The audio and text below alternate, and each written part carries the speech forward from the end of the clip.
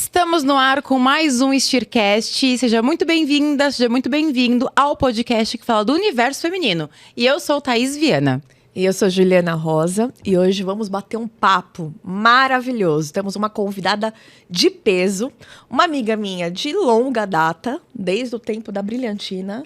Meu Deus do céu, vamos abrir as histórias aqui do caixa fundo de Pandora. do baú de vidas passadas de Juliana Rosa, hein? Pois é. É uma amiga que eu roubei do meu irmão, que era amiga de infância dele, para não dizer que eu sou uma pessoa jovem. E trouxe pra minha vida, que é quem? Natália Augustinelli. Isso aí. Vamos continuar a conversa, na verdade, né? Exatamente. Seja bem-vinda, Ana. Obrigada, gente. Tô adorando. A gente já fez um esquenta aqui, né? Já fizemos aqui um pré-pod. Agora vamos pro cast. Isso aí. Fizemos o Steer e agora vamos pro cast. Isso. A gente já tava aqui há meia hora batendo papo. A gente até esqueceu que tinha que começar a gravar. Pois é. Aí falta pauta. Por quê? Porque a gente falou tudo antes. Não, mas a gente vai repetir, porque somos dessas. E eu já quero conversar com um assunto. Começar com um assunto importante. Rakuten. Paramos nesse ponto da nossa conversa. Paramos. Mas e aí, Rakuten? Eu tava muito incomodada, né, com espinha. Eu tô com uma... A gente acha que depois de um tempo a gente não vai ter mais algumas coisas. Sim, as coisas voltam, né? E aí eu comecei a ter a crise da síndrome da acne adulta. E aí tomei o Rakuten, estou tomando, né? Aí não pode beber, não pode... Resseca. Tudo. A pele. Tudo. Leia-se tudo. Mas tudo bem, faz parte, né? Vai passar. Entramos no assunto do Rakuten, porque estávamos falando que estamos com água, porque nós gravamos o podcast pela manhã. Não pode ser vodka. Se fosse à noite, seria um vinhozinho, uma cervejinha, um gin, né? E aí a Nath falou, não tô podendo. Eu falei, mas a gente traz sem álcool, então... Não posso falar o nome, porque não tá patrocinando, mas pode patrocinar que a gente deixa. Uma zero por aí. Mas estamos pensando seriamente em começar as gravações à noite. Pra poder tomar. Eu venho de novo. Fazemos a parte 2. Mas vamos começar do início? Vamos falar um pouquinho de Natália. Nath, o que você faz da vida? Como é que você realiza seus sonhos profissionais? Enfim, como que você se descobriu e como que surgiu a Ethos? Nossa, quantas perguntas. Quantas coisas. Quem é a Nath? Olha que complexo. Deixa eu chamar minha terapeuta. Bom, na verdade, eu sou psicóloga de formação. Eu sempre quis fazer psicologia, mas aí falava, não, todo mundo tinha na época, o meu círculo de amizades, né? Todo mundo fala, psicólogo, né? Aí eu falei, vou fazer administração. Mas, aquela faculdade é a básica. Quando a gente não sabe o que faz, a gente faz administração. Vou fazer administração. Aí começou a ter contabilidade, balanço. Ai, meu Deus, não é isso que eu quero. Pelo amor de Deus, não conseguia acompanhar. Não era aquilo que eu queria. Meu negócio é gente, pessoas, né? É entender a pessoa, comportamento. Eu sabia que era isso que eu queria, mas insisti em fazer administração. Parei no meio do caminho e falei, quer saber? Vou fazer psicologia. Aí já foi um momento que eu entendi que eu podia ter as minhas escolhas. E que eu me conhecia muito melhor do que as pessoas me conheciam, Sim. né? A gente vai pelo efeito manada.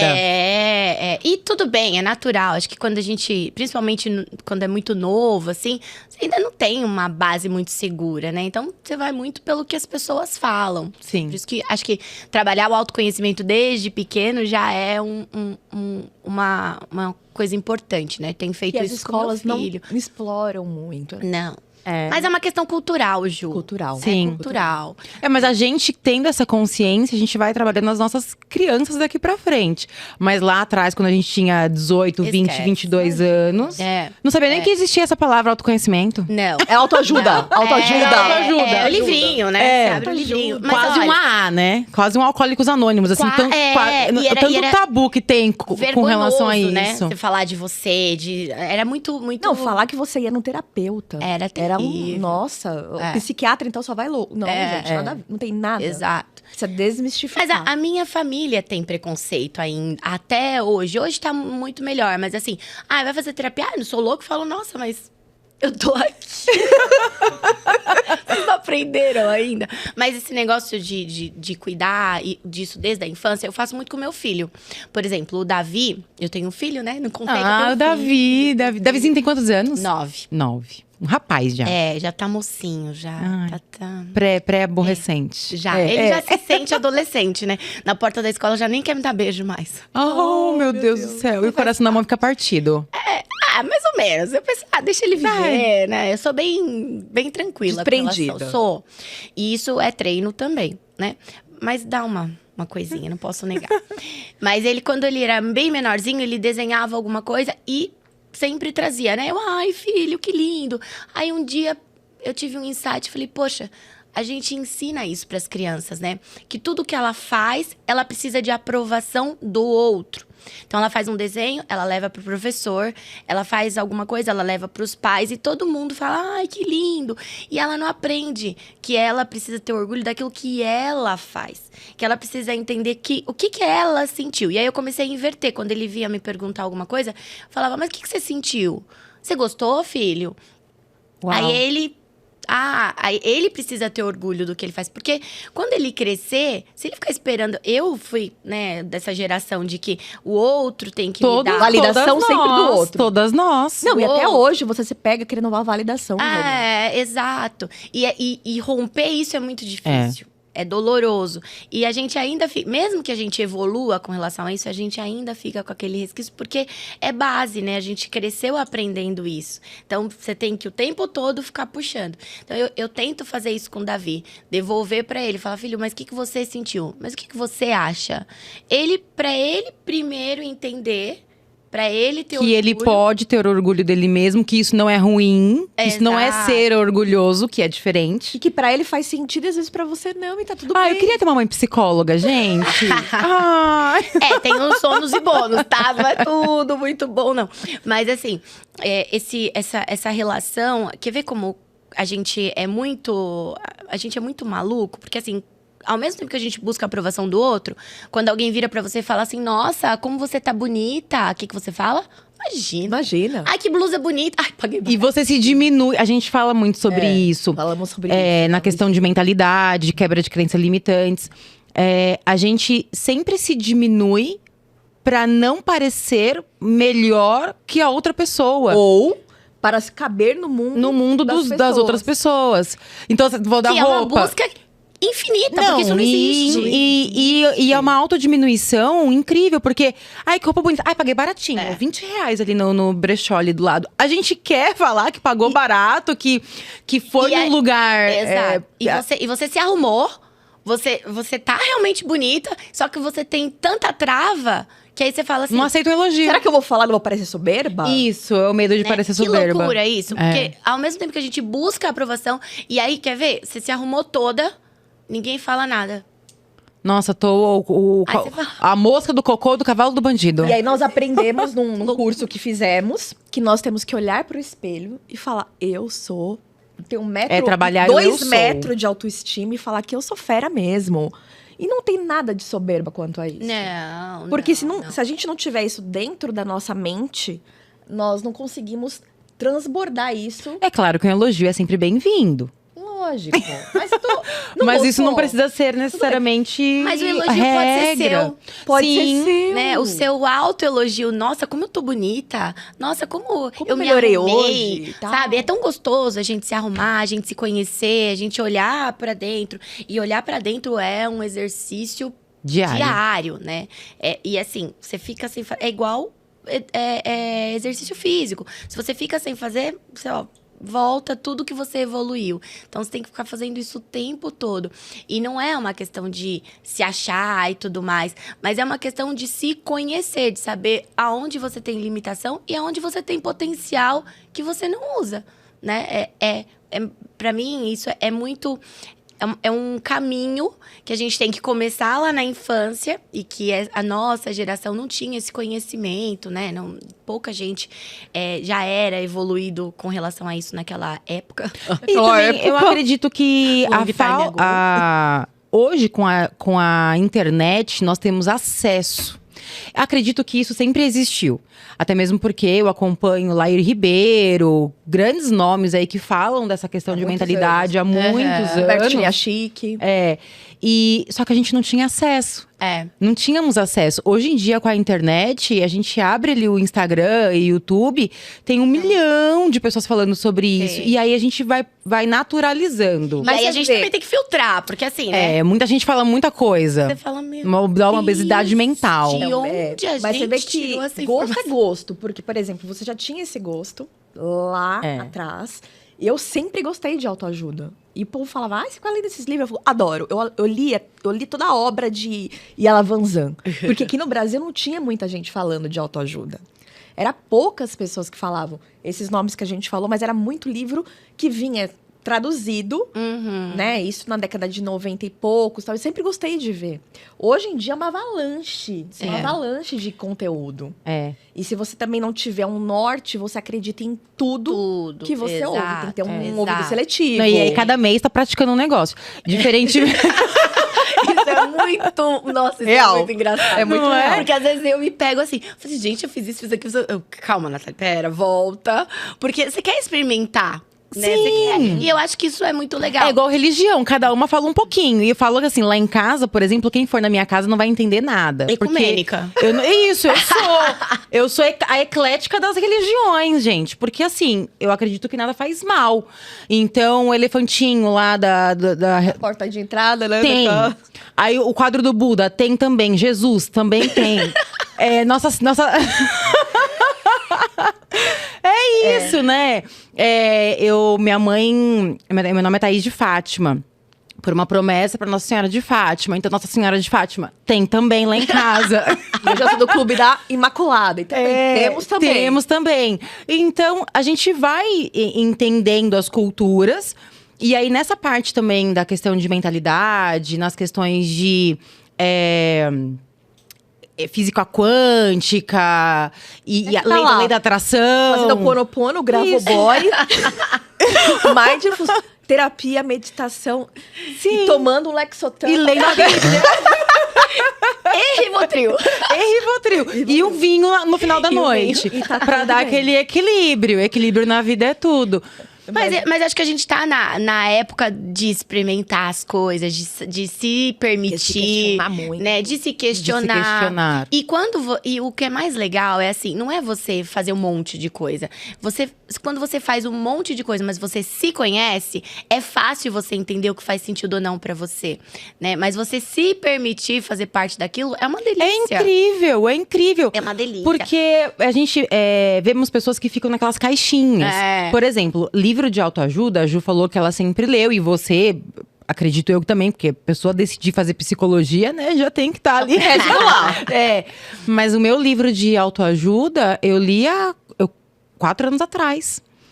E assim, eu fiz faculdade de Direito, li muita coisa, mas tudo voltado ao mundo acadêmico. Nada voltado pra isso. Pra você. Nem livros de história. Mas, gente, psicologia é a mesma coisa, por incrível que pareça.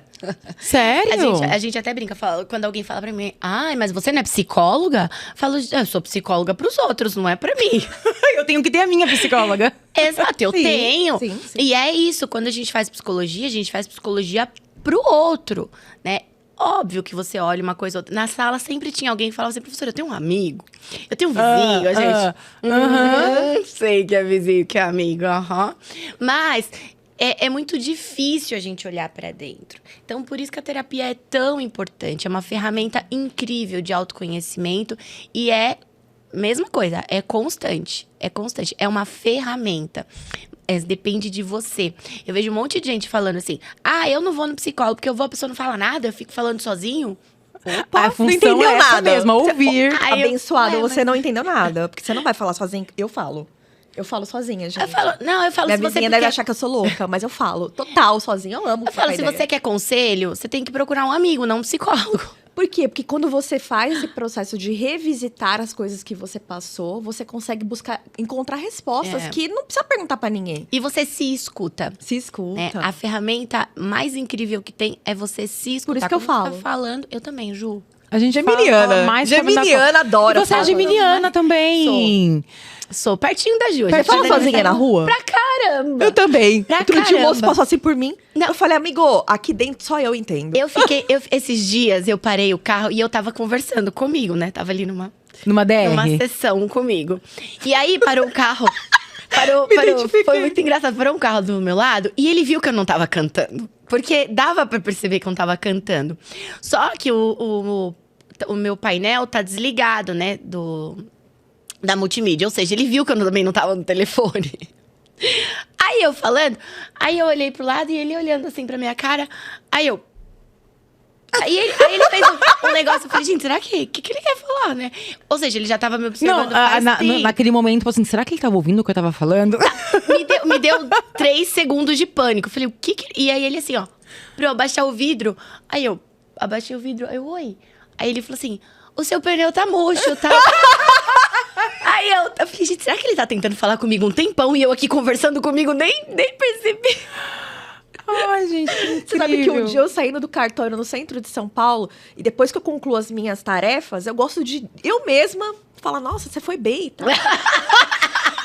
Aí eu tava lá no centro de São Paulo, sério. Aí eu terminei e tal, e eu falei, nossa, que não sei o quê, tarará, tarará. Aí o cara passou assim pra mim, é sério mesmo que você tá falando sozinha? Eu falei, amigão, a melhor coisa que tem, porque eu me entendo e eu me amo, então tá tudo bem. Maravilhosa. É muito bom, é muito bom. É, gente. Não, e assim, quando você percebe que isso é saudável, vira um hábito, né? Um hábito. Você fala, ai, que delícia. Eu vou começar a experimentar, gente. Conversa. Você fala e é muito legal. Não, eu fico com pensamento Quer ver, pra você não se eu sentir falo tão comigo mal? mesma na minha mente. Mas quer ver? Falar, verbalizar, não. Ah, Quer ver eu um falo. teste pra você não se sentir tão no começo? Eu gravo Não. até áudio. Você Não, grava gente, áudio? dicas para tudo. Olha, nesse Grava podcast. áudio, Ju? Dicas gravo de áudio. como Eu gravo falar áudio pra com mim. você Eu também. mesma. Eu gravo gravo áudio áudio pra mim. Mas sabe como que você começa? Você tem cachorro. Tenho, tô em duas Ela não vai horas. responder nunca, né? Então faz de conta que você tá conversando com ela. Não, mas com ela... elas eu converso, troco uma ideia. Então, mas elas não respondem, então você tá conversando sozinha. Pronto, falou. É assim, gente. E fala. E eu não tenho nem aí. Eu faço em qualquer lugar. Eu quero que se lasque. Gente, você descobre o quê? Alguém vai pagar seus boletos? Não. Então isso- seja feliz. Mas, ó, a gente começou falando que eu fiz psicologia, né? Mas Não, vamos fechar, eu não vamos concluir. contei que eu sou psicóloga organizacional. Tem, né? Não sou tem esse clínica. lado também, né? Vários da nichos. psicologia. Tem. Mas você tem sempre vários. atuou com psicologia organizacional? Sempre. Ou você sempre? Sempre. Você nunca foi pro lado... Fui também. Terapêutico. Tentou. Mas nunca. Não, na verdade, eu queria experimentar. Porque assim, o curso de psicologia, antigamente, hoje ele tem alguma parte mais. Vai para outras linhas também. Mas na minha época, e o meu curso era um curso muito clínico. E eu trabalhava já em RH, e aí eu era muito desconexo, sabe? Porque era muito para quem tá na clínica. Aí eu falei, eu vou fazer as duas coisas, né? Então, tava no momento de experimentar, né? E aí, continuei no RH, mas fui clínica. Mas entendi que meu negócio era RH mesmo, que eu gostava de trabalhar com a psicologia dentro das empresas. Trabalhar com o comportamento humano dentro da empresa. Então, fazer a análise de perfil, ficar ali do lado... Vocês assistiram Billions? Sim, assisti. Fazer um trabalho ali de Wendy, é sabe? verdade, tem a Wendy. Tem, Ela é maravilhosa. tem. O cara vai lá, quebra tudo e ela fica plena. E ela direciona, né? Ela faz muitas perguntas boas. É. Mais do que dar Que a respostas. pessoa nem imagina. Mais do que dar respostas, São as a gente perguntas. tem que saber perguntar.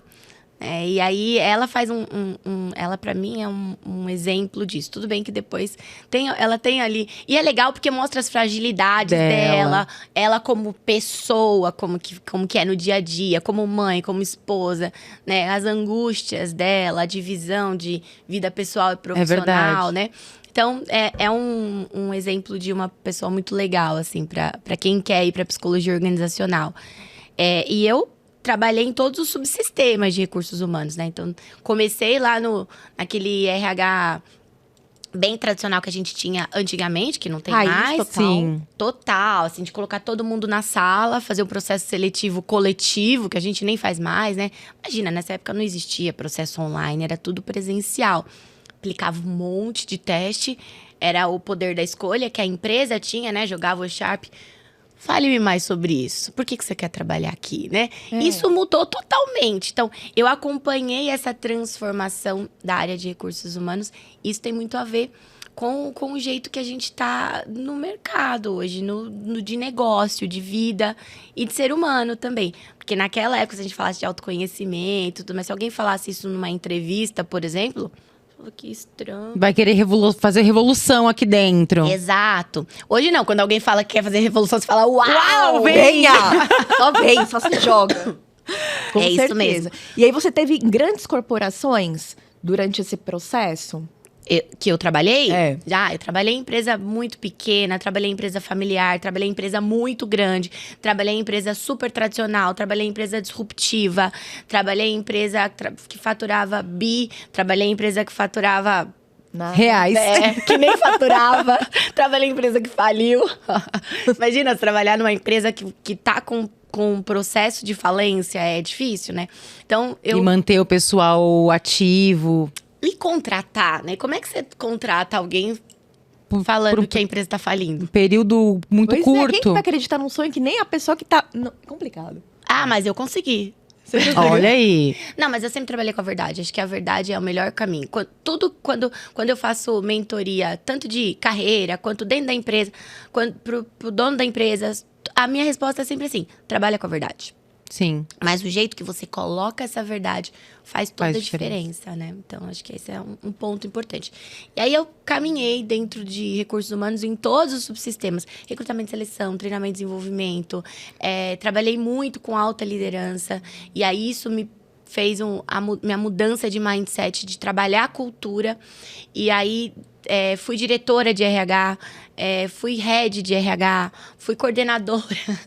Nossa, o currículo da mulher, gente, dá mais de quilômetro de página aqui. Eu comecei como uma assistente de recursos humanos e aí eu trilhei todo o caminho e fui até uma diretoria, né? Sentei numa cadeira de diretora de RH. Gente, parentes. E ela veio de uma origem simples. Por isso que nós gostamos de trazer. E ela é novíssima, tá, gente? Então, assim, pra entender que todo mundo é capaz do que quiser. Com certeza. É só ter foco, se descobrir. Disciplina. Só mulheres reais aqui. Ou seja, foi tudo que você possa imaginar. E ela não falou o nome das empresas, mas são grandes empresas aqui, porque nós sabemos. E tudo isso foi uma grande preparação para você hoje ter a sua empresa. Exato. Aí temos a Etos. Isso aí. Bom, eu vou dar 2 passos para trás antes de chegar na Etos. Então, eu posso falar o nome de uma das empresas que eu trabalhei que virou um pouco minha chave sobre o empreendedorismo. Eu nunca quis ser dona de empresa. Nunca. Eu cresci com a sensação de eu sou funcionária. Tá. Né? Eu venho de família que todo mundo é funcionário. O empreendedorismo nunca foi um sonho na minha vida.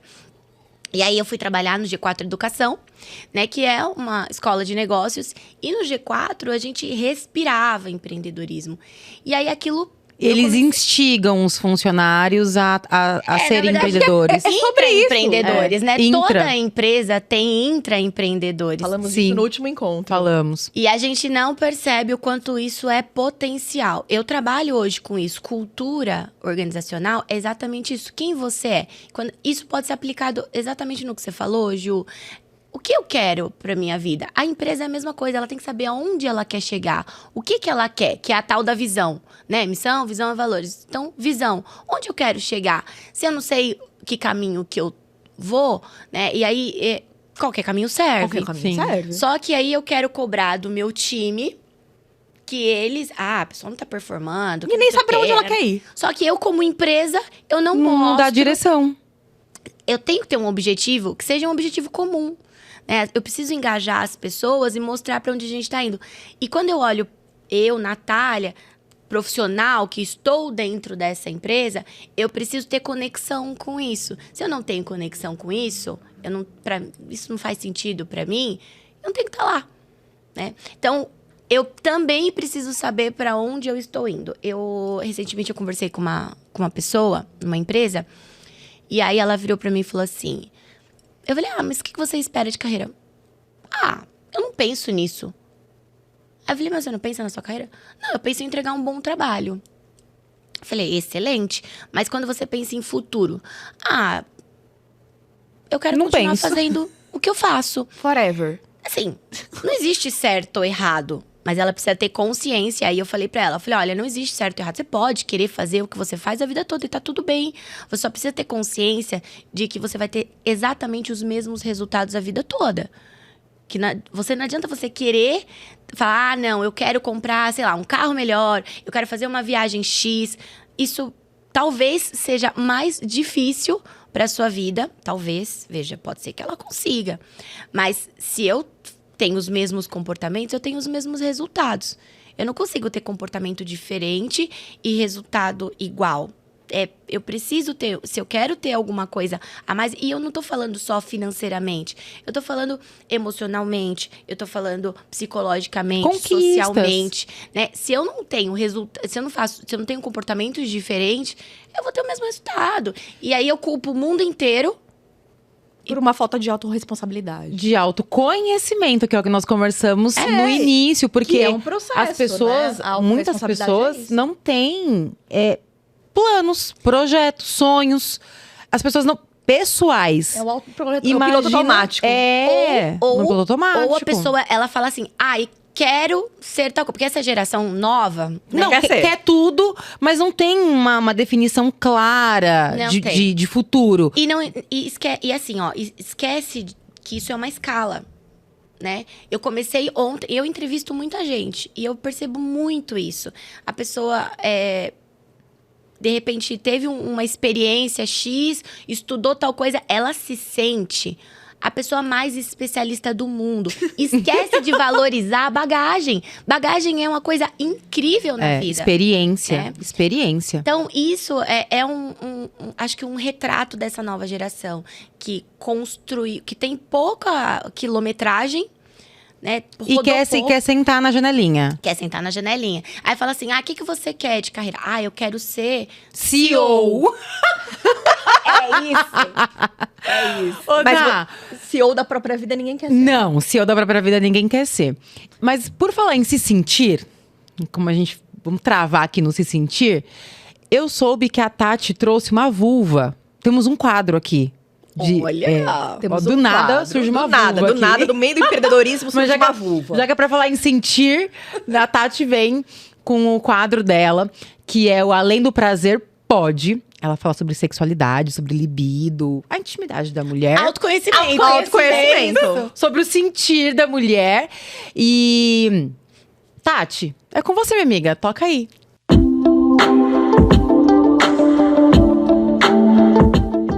Olá, sejam muito bem-vindos a mais um quadro Além do Prazer Pode, desconstruindo e desmistificando e ressignificando todos os conceitos sobre sexualidade. Ainda é um assunto de muito tabu, muitos mitos e muitas crenças. E a minha ideia aqui com esse quadro é trazer mais sobre esse universo feminino, sobre a sexualidade, de uma forma leve, descontraída, onde você possa explorar tudo isso dentro de você mesma.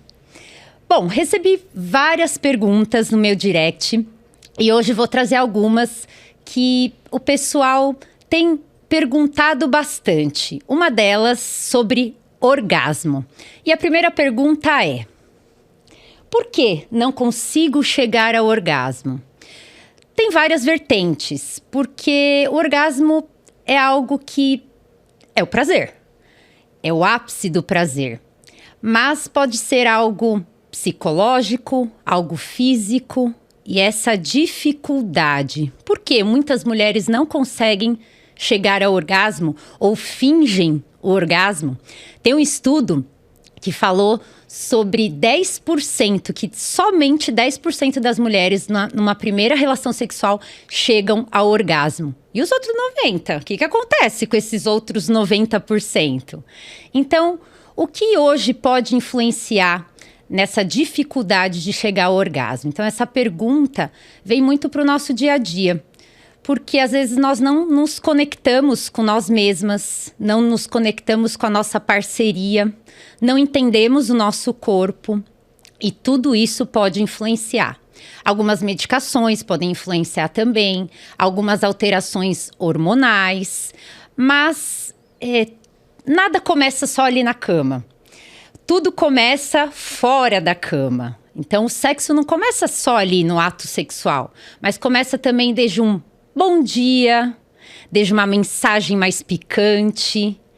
Tudo isso vai dando já o prazer do dia a dia, que aí, quando chega no ato sexual, fica mais fácil de chegar a esse orgasmo. Outra coisa importante também é você estar ali no momento. Então, não tá ali na hora da relação, pensando no boleto que tem que pagar, pensando que amanhã tem que fazer uma compra no mercado, nossa, um relatório que eu preciso entregar no trabalho. Então, curta aquele momento, sinta aquele momento, se entregue para esse momento. Não só com a parceria, com você mesma também, na hora da masturbação. Então, toque seu corpo, sinta as sensações. E aí, se conecte e deixa fluir. Então, às vezes a dificuldade não está só ali no ato, mas sim em outros aspectos que podem estar influenciando a você chegar no seu ápice do prazer. A segunda pergunta foi: como posso apimentar a relação? E aí não é só a relação você com a parceria, a relação com você mesma. Como que eu posso apimentar isso a cada minuto do meu dia? Leia algo sobre sexo, leia e explore a sexualidade. Sexualidade não é só sexo, como eu já falei algumas vezes, mas coloque no seu dia a dia. Então, a gente tem tempo para trabalhar, a gente tem tempo para cuidar dos filhos, a gente tem tempo ali para fazer as coisas da casa. Por que não temos tempo para nos conectarmos com a nossa sexualidade e falar um pouco mais no dia a dia? É um assunto que deve ser falado, afinal faz parte da qualidade de vida. E como apimentar tudo isso? Brinquedos eróticos, os famosos sexy toys, tem milhares de tamanhos diferentes, de modelos diferentes, texturas diferentes. Se você ainda não tem um, eu te convido a visitar um sex shop e vai lá, explore, olhe, sinta, veja o que você gosta mais. Use sozinha e use com a parceria. Claro, se você gostar, não é uma obrigação. Mas isso vai ajudar a apimentar a sua relação. Com certeza. É um coadjuvante ali, para que você consiga chegar mais fácil ao orgasmo, ao ápice do prazer. Outra coisa também é ler livros, contos eróticos, assistir um filme e discutir com a parceria também sobre isso. Eu vejo que falta muita falta de diálogo. E aí, às vezes, algo mais picante, uma mensagem no celular durante o dia, fantasiar algo mesmo sexual, qual o problema que tem nisso? Isso vai apimentar com certeza a sua relação.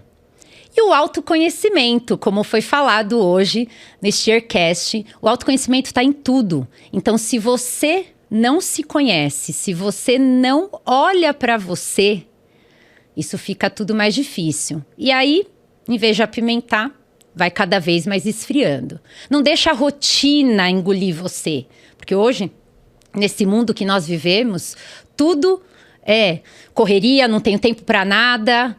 Reserve um tempinho do seu dia a dia para a sua sexualidade e para o sexo. Se tiver que marcar um horário, um dia, faça isso, né? Deixe um tempo ali para você olhar para todo o seu corpo e se autoconhecer. Terceira pergunta: o libido tem relação apenas com desejo sexual? Geralmente nós denotamos a libido como sexo. Libido sexual. Mas não é só isso. A libido é uma energia de viver. É o quanto nós nos motivamos a viver, o quanto nós estamos em movimento. E hoje é muito comum as pessoas falarem: ai, minha libido tá baixa. Ai, minha libido sexual tá ruim. Mas pare para pensar. A libido sexual está ali embutida no indivíduo. Vamos pensar no indivíduo como um todo. O sexo tá uma parte. Então, às vezes, a sua libido, no momento de vida, não tá no sexo. Nem sempre a gente está com essa libido direcionada para o sexo. E tá tudo bem. Às vezes está direcionada para um projeto de vida. Às vezes está direcionada para um novo relacionamento. Às vezes está direcionada para maternidade. Então, não fique só pensando que a libido tem relação com a parte sexual. Claro que se alguns aspectos da nossa vida não estão bons, isso pode sim influenciar na libido sexual. Então pare e pense, como que você está hoje? Como que estão todas as coisas e os momentos que você vem passando hoje na sua vida? Não se cobre muito, mas não deixe essa libido esfriar. Afinal, uma pessoa que não tem libido, ela praticamente está doente ou quase morta. Porque senão nós não estaríamos aqui, né, com toda essa energia e fazendo o que nós gostamos. Isso é muito importante. Eu acho que essa libido, quando nós realizamos alguma coisa que nos dá o prazer realmente de viver, ela está sempre em alta. Quarta pergunta. Praticar pompoarismo pode me ajudar a ter mais prazer? Com certeza. Por quê? A prática do pompoarismo é uma prática milenar que na Índia, mãe ensina para sua filha, para elas serem mais felizes. Então vocês imaginam o quanto não é importante essa prática. São ali 8 manobras que podem ser exploradas da melhor forma ali na hora da relação ou mesmo sozinha. E hoje eu trouxe aqui a minha companheira digníssima, vulva. E quando nós olhamos para a vulva, tem uma infinidade de coisas escondidas aqui nessa vulva. Vulva, tudo que está do lado de fora. E vagina, o que está lá por dentro. E é tão legal explorar nossa vulva. Você tem uma vulva aí. Você já olhou para sua vulva? Já pegou um espelho e olhou para sua vulva? E o pompoarismo tem tudo a ver com isso. Porque nós temos uma musculatura muito importante. O nosso assoalho pélvico, uma rede de músculos que vão ajudar na nossa saúde íntima. E toda essa ativação dessa região. Bom, o pompoarismo não é tão fácil assim. Então, primeiro, como fisioterapeuta pélvica, indicaria que vocês, mulheres, passassem por um fisioterapeuta pélvico e avaliassem a sua musculatura do assoalho pélvico. Por quê? Se você não tem ideia que você tem essa musculatura, se você não tem ideia como que eu contraio, como que eu relaxo essa musculatura, como que eu ativo essa musculatura no meu dia a dia, vai ficar difícil realizar as manobras do pompoarismo. Como será que está a coordenação da sua musculatura? E a força? Aliás, para conseguir fazer as manobras, que não é fácil, tem que ter muita força nesse seu assoalho pélvico. Então, é uma dica. Passe em uma avaliação com um fisioterapeuta pélvico, que ele vai conseguir avaliar e te direcionar da melhor forma. Bom, o pompoarismo não é só contração de assoalho pélvico também. Tem tudo uma mistura de uma ativação abdominal, uma mistura do quadril, movimentos laterais do quadril para frente, para trás, rebolar. Abdômen tem que também ter uma força ali para conseguir, né, com que essas manobras sejam feitas e realizadas da melhor forma. Mas com certeza, aprenda e vá atrás um pouquinho dessa informação. Tenho certeza que isso vai te tornar muito mais feliz. Não só sozinha, mas também com a parceria. E a quinta pergunta. Como saber onde está localizado o famoso ponto G? Aí várias coisas e vários estudos. Tem muitas controvérsias em relação ao ponto G. Na verdade, foi um médico ginecologista, Granferberg, que começou a pesquisar sobre o ponto G. Então, ponto G de Granferberg. Mas alguns estudos recentes colocam como... Será que existe mesmo ponto G? Será que existe em todas as mulheres? Alguns falam que sim, outros falam que não, mas cabe ressaltar que cada mulher é de um jeito, cada mulher tem a sua anatomia. Então, o ideal é explorar essa região. E onde fica o famosão ponto G que todo mundo fala? Ele fica localizado a mais ou menos 5 centímetros aqui da entrada da vagina, nessa região anterior da sua vagina. E ali naquela região tem um pouco mais de rugosidade. Então, é como se fosse uma região mais gordinha, que aí, ao tocar com um dedo ou com 2 dedos nessa região, você consegue sentir uma rugosidade ali. É o famoso movimento do vem cá. Então, na hora de introduzir o dedo, não deixa o dedo reto. Faça o movimento de vem cá, meu bem, sabe?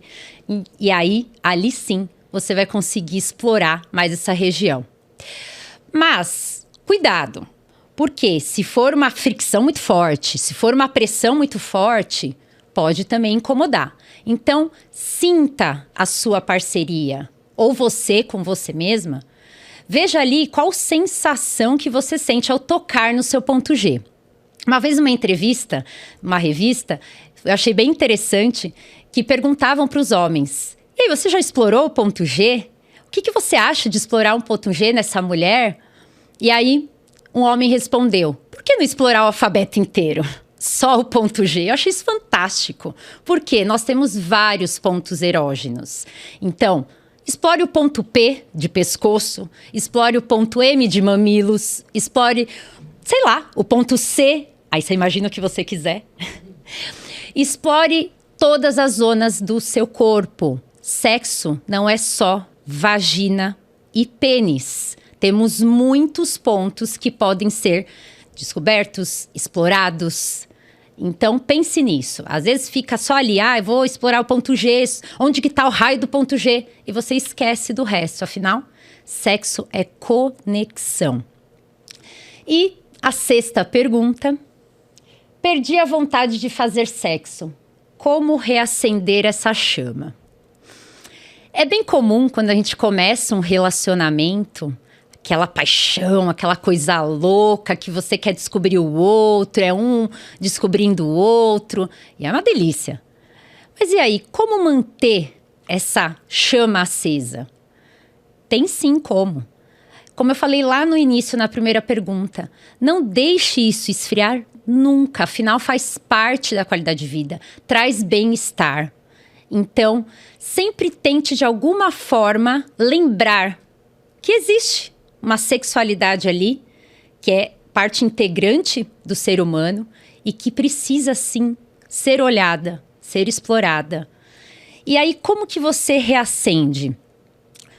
Eu acho que o principal é o autoconhecimento novamente, porque é isso que vai te guiar, é isso que vai fazer com que você consiga entender um pouquinho mais do seu corpo. Muitas das vezes nós não olhamos para nós mesmas.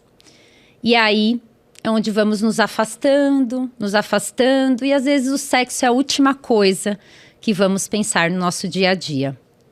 Então, primeira coisa, se sinta bem com você mesma. Olhe no espelho e fale: eu tô linda, maravilhosa.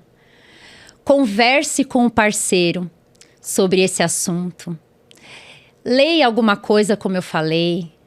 E sinta que a sexualidade está aí. Afinal, ela começa quando nós nascemos e vai até a nossa morte. Então, reacenda todo dia com pensamentos. Imagine o que eu gostaria de fazer aqui diferente com a minha parceria, ou até comigo mesma. É um local diferente, uma posição diferente. Porque isso vai reacendendo. Afinal, o sexo, quando é bom, você quer mais. Quando não é bom, aí você vai afastando. Hoje, né, como eu falei, tem ainda muito tabu em relação a isso. E eu sempre friso, eu não quebro tabus. Eu desconstruo e ressignifico. Porque você pode, sim, ressignificar tudo isso aí dentro de você. E aí reacender essa chama que tinha lá naquele começo de relacionamento e que às vezes vai sendo deixado de lado. Mas eu tenho certeza que na hora que você se conectar com essa voz da intimidade que está ali dentro de você, tudo isso vai explodir. Claro, tem as diferenças. Nós, mulheres, demoramos mais tempo para nos excitarmos. Nós somos como um fogão a lenha. Tem que ir jogando lenha, para às vezes esse fogo vir. O homem é um pouquinho diferente. O homem é um fogãozinho ali, elétrico. Apertou, acendeu. Por isso que é tão importante a informação e essa educação sexual. Para um ali ir conhecendo o outro, para você conhecer do seu corpo. E aí, igual o famosão Atari, que eu joguei muito. Pega no controle e vai direcionando para onde eu quero ir. Para cá, para lá, para frente, para trás. E aperta o botão. O famoso botão. O botão que vai reacender toda essa paixão dentro de você. Espero por novas perguntas. Tenho certeza que muitas de vocês têm muitas dúvidas sobre o assunto. Se quiserem me procurar e me achar, Tatiana.Manjac. Eu poderei, com certeza, te ajudar nessa sua conexão com você mesma. Até o próximo quadro.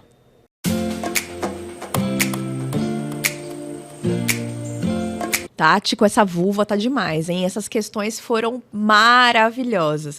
Mas voltando para o nosso super papo de autoconhecimento, CEO da própria vida que ninguém quer ser de tudo, os jovens que já querem, né, começar sentar na janelinha.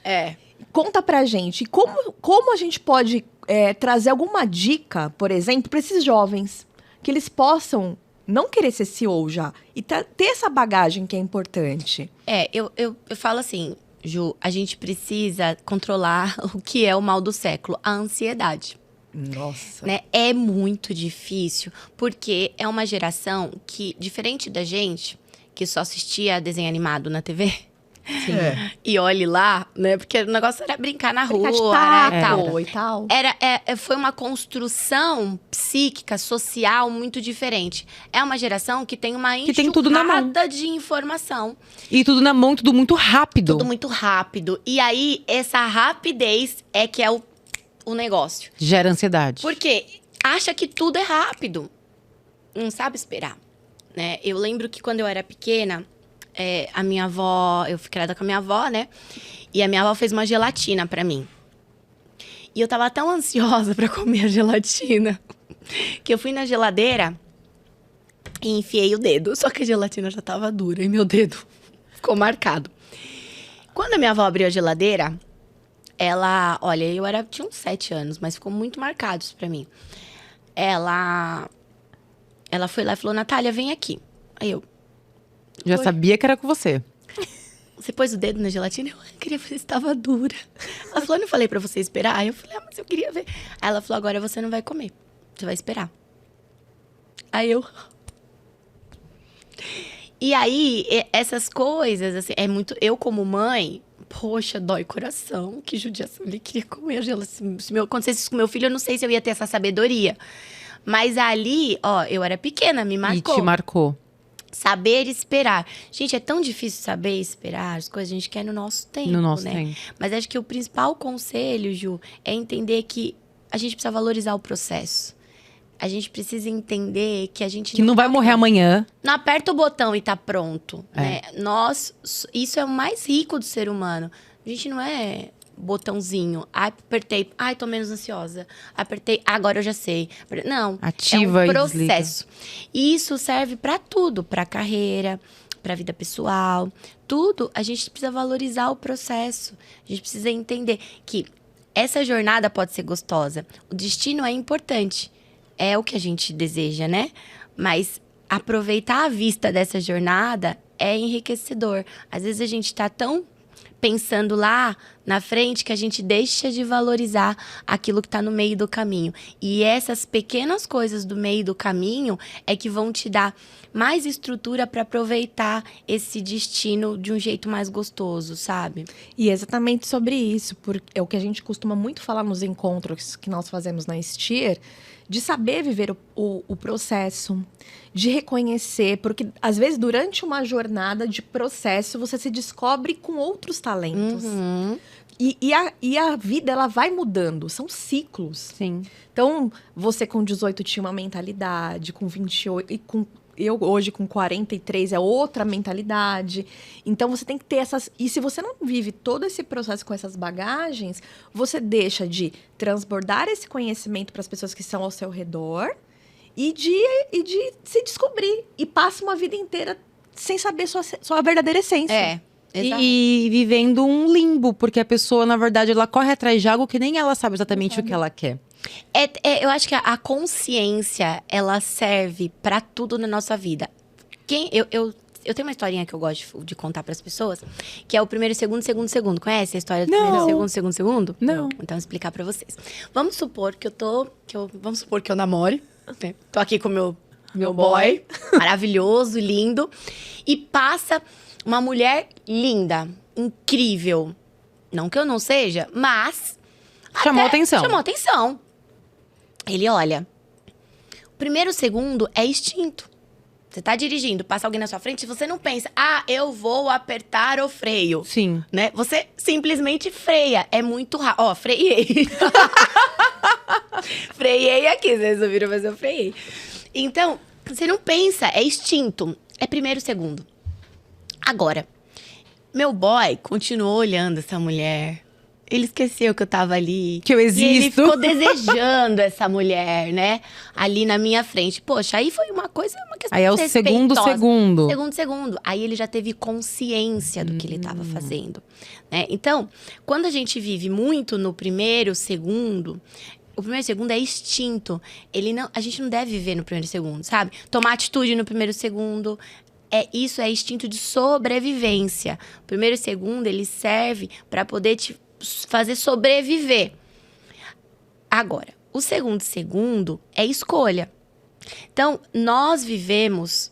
A gente precisa entender que quando a gente tá no segundo, se eu continuar olhando, poxa, todos respeitando, aí sim eu começo a entender as minhas escolhas e trazer consciência para isso.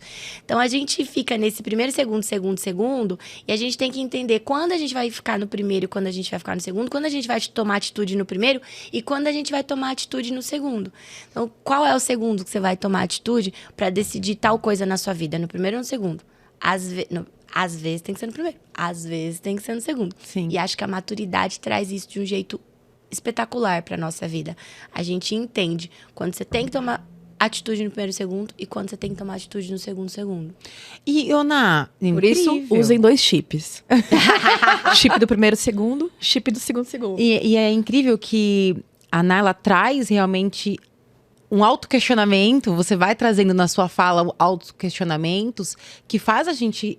Porque pra cada um é uma coisa. Porque o que acontece? Nós duas, você tem seu jeito. Você tem as suas crenças, você tem a sua vivência, que não é a mesma que a minha. Então, a mesma mensagem que ela... É que nem lê a Bíblia, cada um lê de um jeito. De um jeito, interpreta de um jeito. Mas você mesmo, quando você lê o próprio versículo 50 vezes, cada leitura... É uma matrix, porque né? é situacional. Ainda com o sentimento que você tá naquele dia, na sua situação, primeiro chip, segundo chip. 1 segundo, 2 segundos. É assim. É isso. É quem passou na sua vida, a energia daquele dia, tudo conta.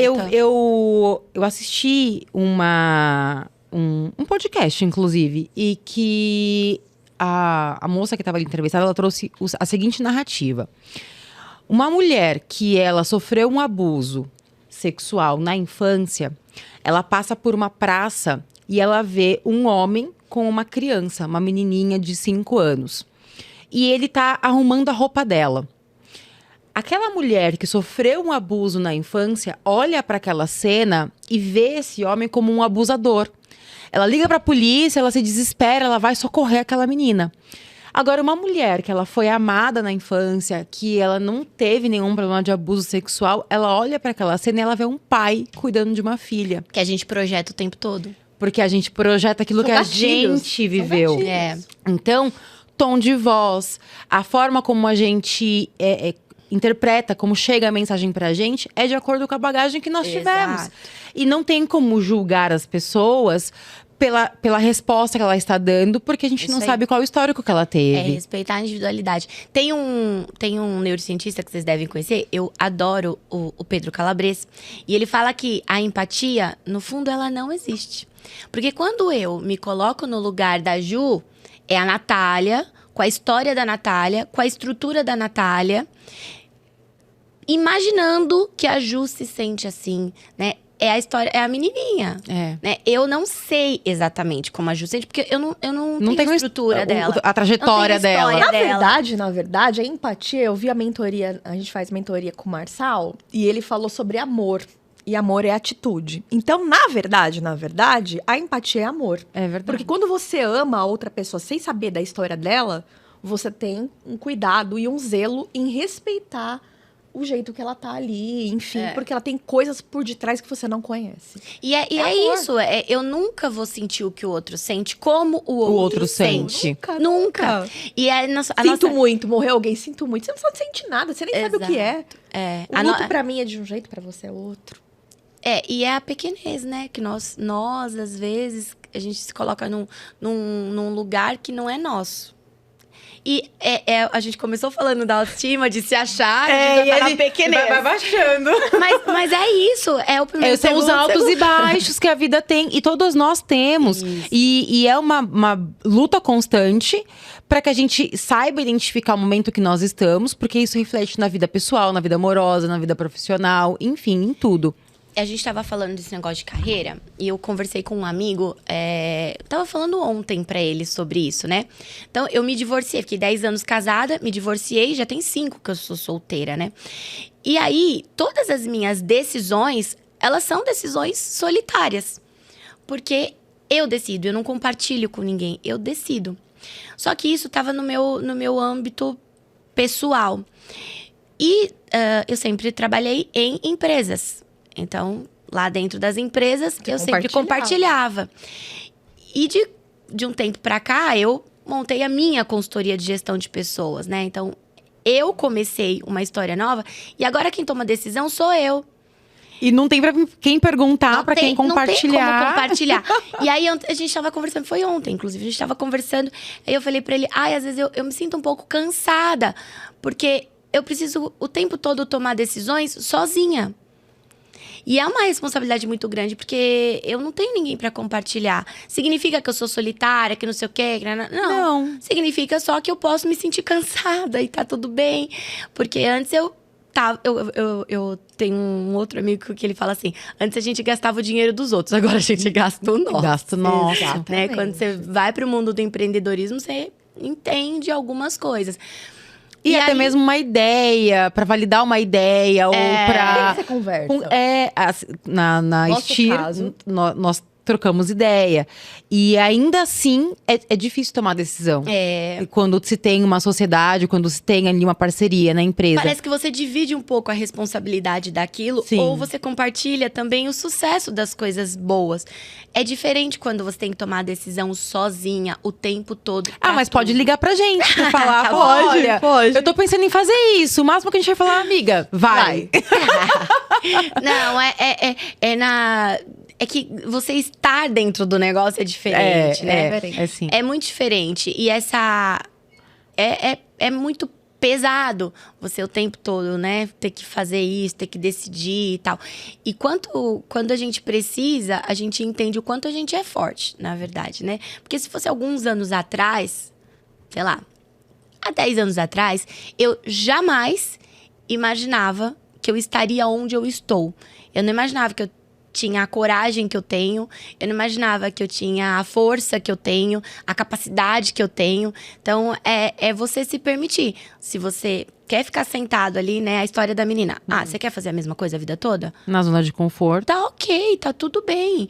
Mas esses são os resultados disso. Tá tudo bem pra você? Quando você tem consciência, aí você fala, não tá tudo bem pra mim. Então vai lá e paga o preço. Pra quem não gosta de viver uma vida padrão, todos os dias iguais, isso pra uma geminiana é entediante. É entediante. Então, não. Se me perguntar, você vai falar, não. Já sei aonde eu quero estar amanhã. É loucura. E amanhã eu não tô onde eu pensei que eu ia estar hoje. A vida vai simplesmente, vão surgindo as questões e novas conexões e novas ideias. E é uma delícia isso, né? Sim. E a Ethos, tá? Como que tá sendo esse processo? Tá uma delícia. Quanto tempo de existência da Ethos? 5 meses. 5 meses! A Estir vai fazer 1 ano já, né? Em dezembro. Nós temos, então, 8 meses. 9 meses. 9 meses. Estamos aí com o mesmo… vamos fazer aniversário junto. Eu comecei a Ethos tem 5 meses. Mas foi por uma decisão sua, real, de pedir demissão da empresa que você trabalhava? Ou aconteceu de sair? Não. Não, Foi consciente. Foi super consciente, foi pensado. Cumpri meu aviso de 1 mês. E aí todo mundo falou, você é maluca. Pegou o dinheiro do aviso e aportou na Etos. Só isso. Não, é muito engraçado porque quem tá em volta fala, poxa… E eu também me perguntei, né? Quando eu era assistente de RH, toda a minha trajetória, quando eu olhasse uma diretora de RH, poxa, é isso que eu quero da minha vida. Nossa, esse é o meu destino. Só que eu não queria mais me contentar com o meu destino. Eu queria outro destino. Então eu cheguei no meu Porque destino. você chegou naquilo que você projetou. E ali, naquele momento específico da minha vida, eu tava já picada, né, com o bichinho do empreendedorismo. Eu queria viver tudo isso. Eu queria tomar as minhas decisões. Eu queria fazer o negócio do jeito que eu acreditava. Eu acredito que o maior ativo de qualquer empresa são pessoas. E trabalhar com aquilo que você acredita, que você gosta, que você tem tesão mesmo de fazer, é diferente, né? E hoje eu consigo escalar o meu trabalho. Eu não tô em uma empresa.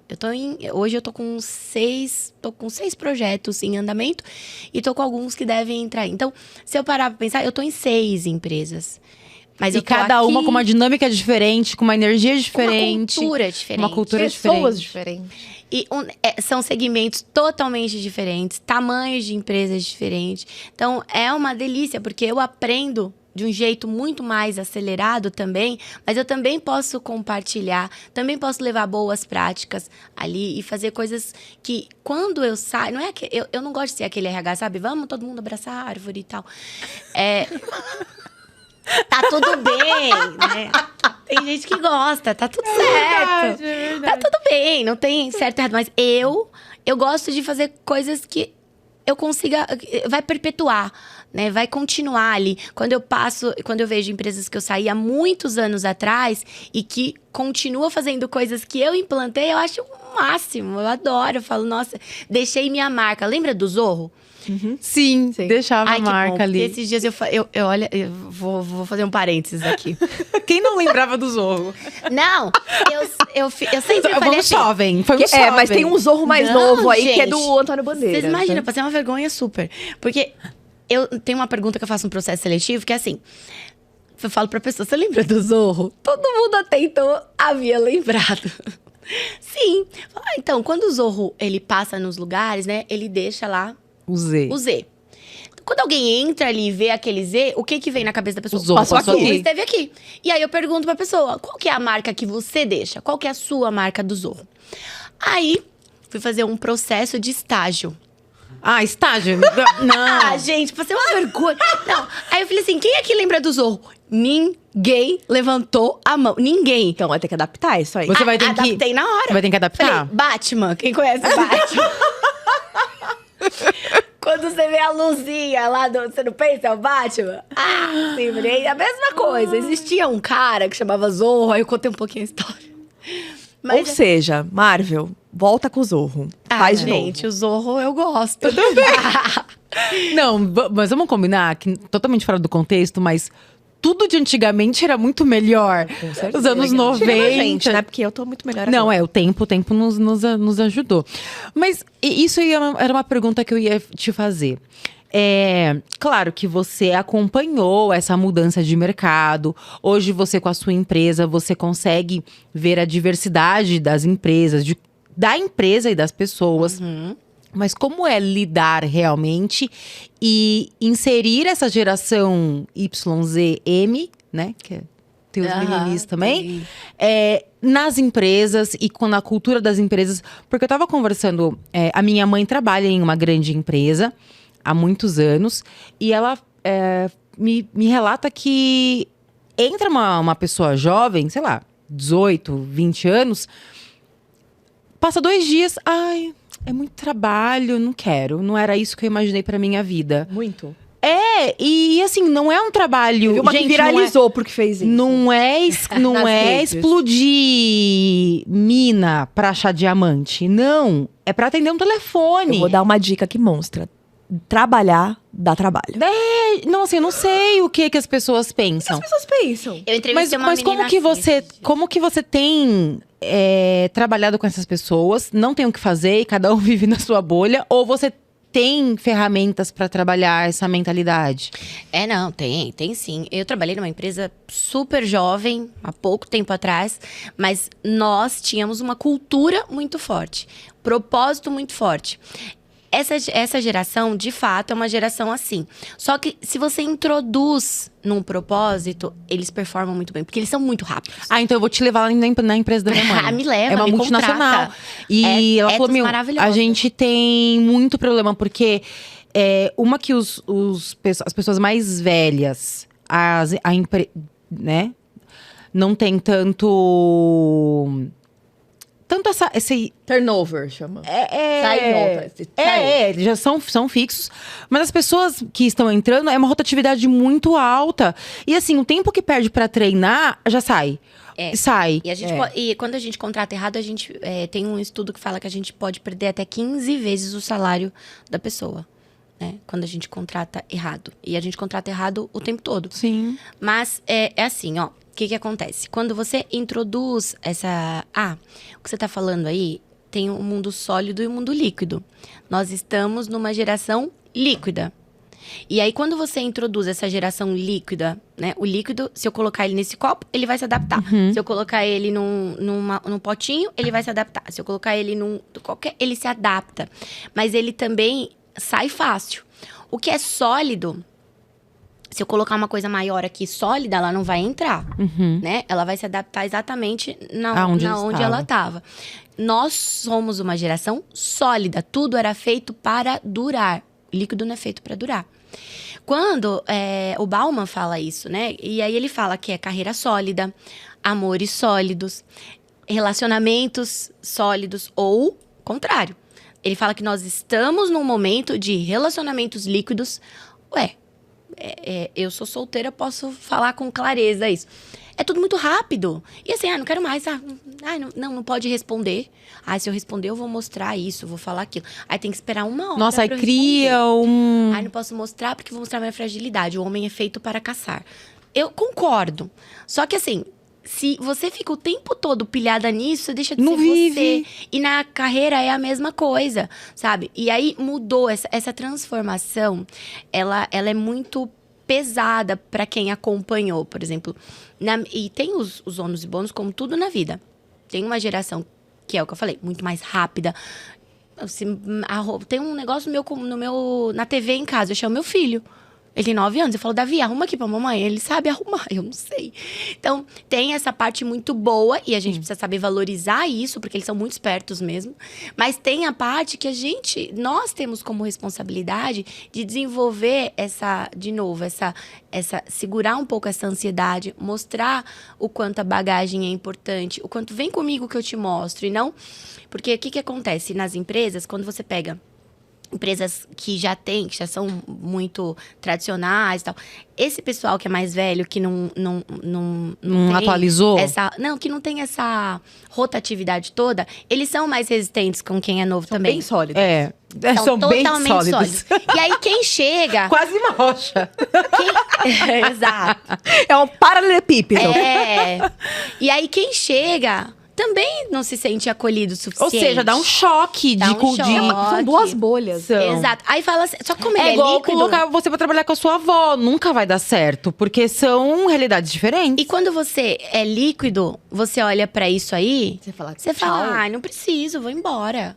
Entendeu? Vou virar tiktoker. E posso te falar, a maioria não sai por causa de dinheiro, não sai. Ninguém sai de uma empresa. Eu nunca me desliguei de uma empresa, eu tive um burnout.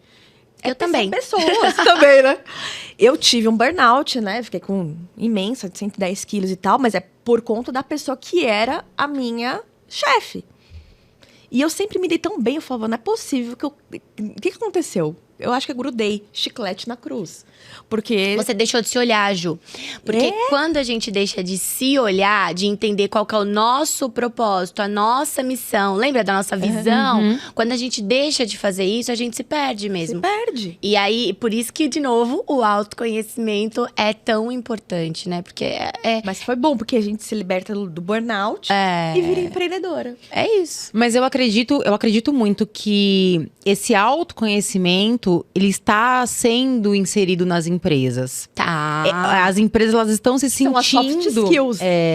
As empresas estão se sentindo obrigadas a terem profissionais como você. Porque senão, daqui a pouco não tem funcionário. E aí, sabe o que E acontece? não existe empresas em pessoas. Não. E o que acontece? As empresas, elas estão num movimento… Tem duas questões, tá? Tem as empresas que fazem… fala de diversidade, fala de pessoas, fala que você entra lá, você vê que é super tóxico, que é tudo mentira, que aquilo existe muito. Mas ela vende uma imagem, né, que não é real. E tem também o outro lado de pessoas… Eu já trabalhei com gestores, com donos de empresas que falam, Natália, eu não gosto de pessoas. Eu não gosto. Por que Como tem pessoas? empresa, então, sei gente? lá, pra Netuno, talvez. Não, vira, sei lá, trade, que trabalha sozinho, você e o computador. Né? E aí, assim… mas aí é uma empresa Mas que ele tem… gosta de dinheiro. Gosta de dinheiro. Tem uma empresa que tem 30 anos, mas não gosta de gente. Então, delega pra alguém. Sim. Sabe? Tenha um RH forte. Deixa alguém fazer por você. Mas tenha consciência disso, sabe? Que a empresa não vai funcionar sem pessoas. Exato. E assim, gente, eu já vi tanta coisa dentro de empresa. Essa mudança, as empresas, elas falam disso agora. E elas falam o tempo todo. Primeiro porque essa geração é uma geração que cobra isso. Cobra. E cobra na caruda. Não é igual a gente. Não tem papo Tinha na medo língua. de falar. Tinha nas reuniões, medo, não. imagina. Nossa. E tinha, na nossa época, tinha aquela coisa, né? Mas vida eu acho pessoal e vida também profissional. Acabou que isso as aí. pessoas perderam um pouco do respeito. De verdade, eu vejo que as pessoas, a questão do respeito com os mais velhos, a cordialidade. Por causa do líquido, agora faz sentido. É isso. É tudo tão descartável que substitui. isso. Substitui. Ele usa exatamente essa palavra, E isso é em descartável. tudo. Inclusive Nossa, nas relações surreal. comerciais é muito fácil. Não, as relações… Thaís não me atendeu? Tchau. Próximo. É isso. Ninguém tem mais valores nenhum. Nenhum. E é difícil, porque como que a gente reverte? Será que a gente vai reverter? Ou é a gente que tem que entender como que a gente vai lidar com isso enquanto não somos dessa geração? Que eu acho que é o melhor caminho. Porque eu não acho que isso é reversível. Eu não acho que a gente volta a ser sólido. Não. Eu acho que daqui pra frente a liquidez… Poderia ser um moderado. Eu acho que assim, tem que ser Uma massinha de liquidez modelar. dentro de uma forma… Uma massinha de Bacana. modelar. Lembra da geleca? Existe ainda a geleca? Existe. Mas Não chama mais geleca, mas existe. Eu acredito, aí você vai trazer um pouco mais de propriedade e acredito que essa uma mensagem final pra gente conseguir deixar aqui pra quem nos o episódio assiste. 2, hein? A gente vai marcar o Nat 2 aqui. Adorei. Eu venho. Que essa geração… Vai chegar uma época que essa geração, ela vai olhar pra ela mesma e falar assim, meu… O que eu construí? Que bosta que eu fiz O aqui. que eu construí? Acho que O que eu deixei no mundo? Eu acho que não vai ter o Z. vir Não tem esse legal. Não tem o algo. Z de Zorro. Não vai ter. Não, então, eu acho que essa mesma geração, ela vai se olhar e falar, cara, tá tudo errado. Não, eu imaginei que seria Vai esse o entrar em caminho. colapso. Isso, vai ter um Eu colapso. também acho que vai ter uma fase de colapso. E vai ter um despertar. Porque hoje em dia, eu acho que que a gente falou da revolução e tudo mais. Veio essa revolução. Só que nós crescemos 20 anos em 2. Por conta da pandemia. E a Nem gente… todo mundo. E a gente realmente Parentes. não conseguiu acompanhar. Parentes. Não em todo mundo. Mas, Ju, o que separa o veneno da cura É a dose. É É a a dose. dose. Mas ainda vai ter o colapso porque muita gente não aproveitou o período pandemia para evoluir. Então, muita gente está tendo… Isso eu converso direto com a minha terapeuta. Muita gente está adoecendo por conta do que foi produzido durante a pandemia. Ah, Sim. sim. Mas eu digo isso porque existe um provérbio árabe, se eu não me engano, que diz o seguinte… Que tempos fortes constroem pessoas fracas. E tempos difíceis constroem pessoas fortes. Então, nós estamos vivendo hoje tempo de pessoas fracas. Somos fortes. É tudo muito nossos acessível, pais, né? Não precisa fazer esforço então, pra nada. Nossos pais vieram em momentos difíceis, construíram nós que somos fortes, sólidos. Nós facilitamos os tempos. As crianças vivem num tempo fácil e elas vão construir tempos difíceis. E nesse tempo difícil, as pessoas obrigatoriamente terão que ser fortes. Então, isso é cíclico. Isso é cíclico. E existe um provérbio árabe nesse sentido. Então, isso é milenar. Então, isso é milenar. Se a gente for olhar, né? O mundo surge tantos e tantos anos. De lá pra cá, tanta coisa mudou. Então, existem esses colapsos na história. E eu acredito que estamos caminhando para um novo colapso. Eu também acho. Por isso que o autoconhecimento é tão importante. Voltamos na conversa do início. Mas, Nath, a gente quer agradecer a sua presença, mas a gente quer pedir, mediante toda essa bagagem maravilhosa que você tem, e que foi uma aula aqui pra gente. Nossa, foi. Eu adorei. Que papo gostoso. Com certeza. Deixar uma mensagem pra essa moçada, pra essas mulheres jovens. E para quem mães também, né? Que lidam com essa situação. Também, com certeza. O que você deixa de mensagem para as pessoas pensarem um pouquinho? Eu acho que o que eu falei da jornada, de aproveitar a jornada, de não se culpar tanto, de não se comparar tanto, né? Muitas vezes a gente se compara muito com o outro, se compara com você. Como é que você era e como você tá? Qual que é a sua evolução?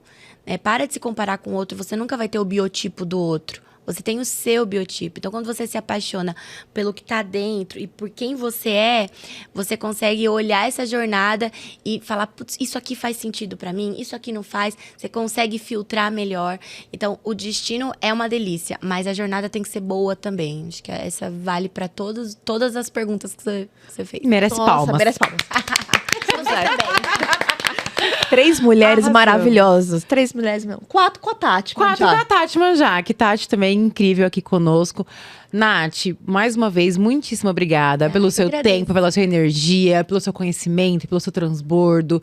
Vamos marcar a parte 2. Virei com muito prazer. Com certeza, com certeza. E acompanhe. Quem não segue o canal… se inscreva. Se inscreva, acione o sininho. Temos o slogan, né? Curte, comenta, compartilha e se inscreve no canal. Direção líquida. E compartilha com as amigas e com os amigos. Porque a gente tem que alcançar muitas e muitas mulheres no mundo. Porque quanto mais existir no mundo, melhor. Muito obrigada por estar conosco. Acompanhe a gente, marque aqui as amigas, compartilhe aqui com outras pessoas para que nossa mensagem e esse conhecimento alcance mais mulheres. E esse é o STIR, que fala sobre o universo feminino, nosso podcast. Grande beijo. Beijo.